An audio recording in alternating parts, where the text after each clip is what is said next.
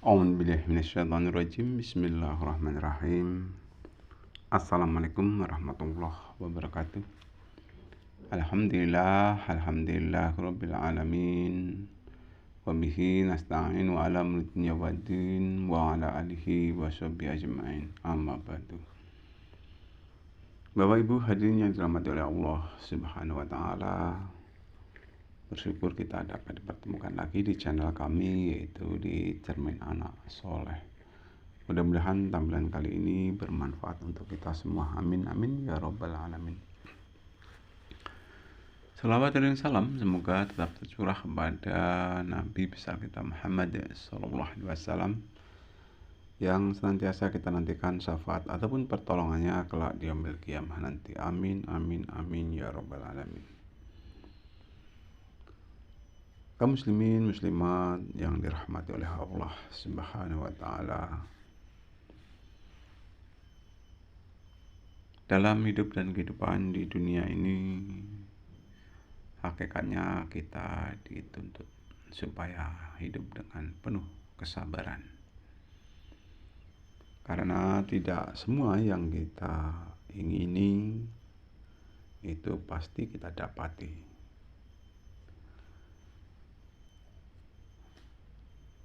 Manusia hanya sekedar berdoa, bekerja ya, sesuai dengan kemampuannya. Keterkaitan dengan hasil apapun yang diperolehnya, tentunya kita bertawakal kepada Allah Subhanahu wa taala. Itulah pemberian terbaik menurut Allah Subhanahu wa taala. Memang kadang tidak sesuai dengan apa yang kita inginkan, tetapi kalau kenyataannya demikian, tentunya kita harus menerima dengan lapang dada apa yang sudah diberikan oleh Allah kepada kita. Hadirin kaum muslimin muslimat yang dirahmati oleh Allah Subhanahu wa taala, di dalam kitab suci Al-Qur'an Allah juga memerintahkan supaya kita ini hidup dengan bersabar. Ya. Bersabar dan bersabar. Salah satu di antara perintah Allah supaya keterkaitan dengan kesabaran ini adalah di dalam surat Al-Baqarah ya. Dalam surat Al-Baqarah ayat 45 itu dikatakan Bismillahirrahmanirrahim, wasta'inu bis-sabri was-shalah wa innaha lakabiratun illa 'alal khashi'in. Itu Allah memerintahkan, minta tolonglah kamu kepada Tuhanmu dengan sabar dan mengerjakan sholat. Dan sesungguhnya sholat itu amat berat, kecuali bagi orang-orang yang tunduk. Hadirin yang dirahmati oleh Allah Subhanahu wa taala, segala apa yang kita inginkan, segala apa yang kita cita-citakan, itu hendaknya kita minta tolongnya kepada Allah Subhanahu wa taala. Dan cara kita minta tolong kepada Allah Subhanahu wa taala, di samping permohonan tentunya dengan sabar dan mengerjakan ibadah sholat. Kenapa? Karena dengan sholat insya Allah nanti akan ketemu ya langkah-langkah untuk mencapai suatu tujuan tersebut. Jadi kita diharapkan kalau ada keinginan apapun, kita hendaknya minta tolong sepenuhnya kepada Allah Subhanahu wa taala dengan sabar dan mengerjakan sholat. Dan sesungguhnya sholat itu amat berat. Menurut Allah Subhanahu wa taala dikatakan sholat itu amat berat, kecuali bagi orang-orang yang tunduk. Bapak Ibu hadirin yang dirahmati oleh Allah Subhanahu wa taala, apakah kita merasa berat di dalam mengerjakan sholat itu? Tentunya kita sendiri yang bisa menjawabnya. Kalau kita merasa berat, mungkin bisa jadi ya, kita belum termasuk orang-orang yang tunduk ya. Tunduk di sini tentunya orang yang betul-betul takwa secara hakiki. Ya, sehari semalam kita mengerjakan sholat yang wajib itu ada 5 waktu. Dan waktunya pun sudah ditetapkan sedemikian rupa. Ada waktu pagi hari yaitu di subuh. Bisa jadi waktu subuh itu seolah-olah pembuka antara kegiatan di pagi hari dan penutup di malam hari ya. Waktunya subuh ya. Subuh itu saat-saatnya orang yang sibuk ya. Jadi saat-saat orang yang sibuk, sebelum kesibukan itu kita hendaknya mengerjakan ibadah sholat, yaitu sholat subuh. Sebenarnya kalau kita berusaha jam 4 sudah bangun sampai kurang lebih jam 5 itu sudah bisa dilaksanakan sholat subuh.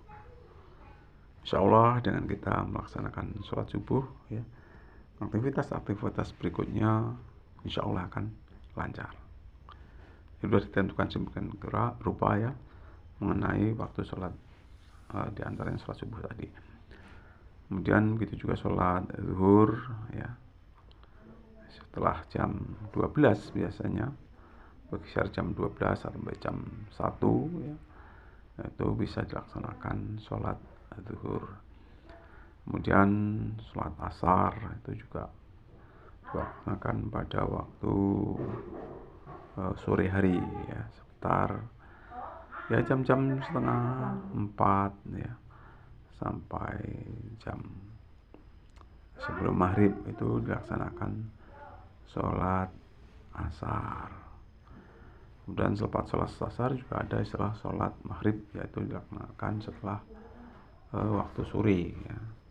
Di antaranya sekitar jam-jam 6 ya, sampai mega yang warna merah itu hilang ya. Bisa setengah 7 ataupun jam 7 kurang seperempat. Kemudian setelah habis sholat, waktu sholat maghrib itu ada sholat isya yang waktunya terpanjang ya. Kalau sholat isya itu waktunya terpanjang. Walaupun terpanjang, kalau bisa ya, kalau memang sudah waktunya, alangkah baiknya ya kita kerjakan sholat tersebut. Dan itu dilaksanakan setiap hari sepanjang hayat masih dikandung badan ya, kecuali ada rukhsah untuk bagi wanita, ada dispensasi khusus bagi wanita mungkin apabila ada terjadi halangan ataupun menstruasi, ataupun juga setelah melahirkan ataupun nifas. Itu khusus wanita ada dispensasi. Dan untuk laki-laki itu tidak ada dispensasi ya. Jadi selama haid masih dikandung badan, untuk kaum Nabi Adam yang sehat tentunya mengerjakan ibadah sholat, karena sholat hukumnya adalah fardu ain, yang mana kewajiban secara pribadi. Bapak Ibu hadirin yang dirahmati oleh Allah Subhanahu wa taala, mungkin itu ya. Jadi mudah-mudahan kita semua tidak merasa berat di dalam amal ibadah sholat ini ya, karena Allah perintahkan tadi, minta tolonglah kamu kepada Tuhanmu dengan sabar dan mengerjakan sholat. Dan sesungguhnya sholat itu amat berat, kecuali bagi orang-orang yang tunduk. Harapan kita semua, tentunya kita semua ini menjadi orang-orang yang betul-betul ya, tunduk kepada Allah Subhanahu wa ta'ala. Karena dengan ketundukan kita kepada Allah Subhanahu wa ta'ala, insya Allah ya, kita melaksanakan ibadah sholat itu tidak merasa berat, bahkan itu merupakan suatu kebutuhan kita ya. Jadi kalau kita sudah merasakan bahwa sholat merupakan suatu kebutuhan, insya Allah ya, sebelum waktunya kita sudah mempersiapkan diri sedemikian rupa untuk amal ibadah sholat ya. Mudah-mudahan amal ibadah sholat kita di sepanjang hayat kita diterima oleh Allah Subhanahu wa Ta'ala. Amin amin ya rabbal alamin. Sekian, assalamualaikum warahmatullahi wabarakatuh.